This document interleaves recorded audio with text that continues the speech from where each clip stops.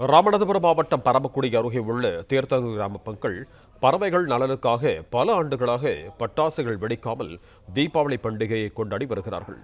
இது தொடர்பான கூடுதல் விவரங்களோடு இணைகிறார் எமது செய்தியாளர் பிரபுராவ். வணக்கம் பிரபுராவ், உங்களிடம் இருக்கும் தகவல்களை சொல்லுங்க. நிச்சயமாக ராமநாதபுரம் அடுத்த அந்த நயினார் கோயில் செல்லும் வழியில் அமைந்துள்ளது தீர்த்தங்கல் கிராமம். இந்த கிராமத்தில் சுமார் 70 ஏக்கர் பரப்பளவில் கம்மாய்க்குள் சரணாலயம் அமைக்கப்பட்டுள்ளது.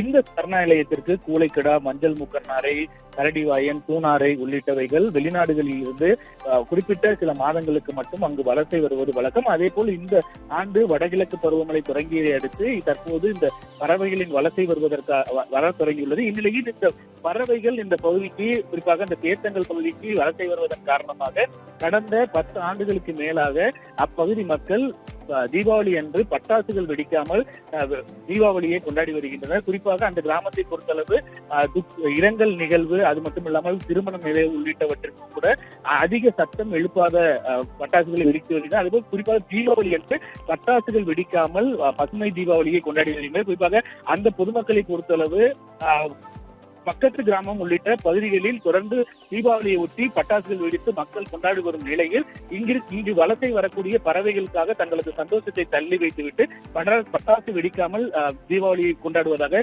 நிகழ்ச்சியுடன் தெரிவித்துள்ளனர். தொடர்ந்து அந்த பகுதியில் தற்போது அந்த வலசை வரும் பறவைகளின் எண்ணிக்கை அதிகரித்து வருவார்.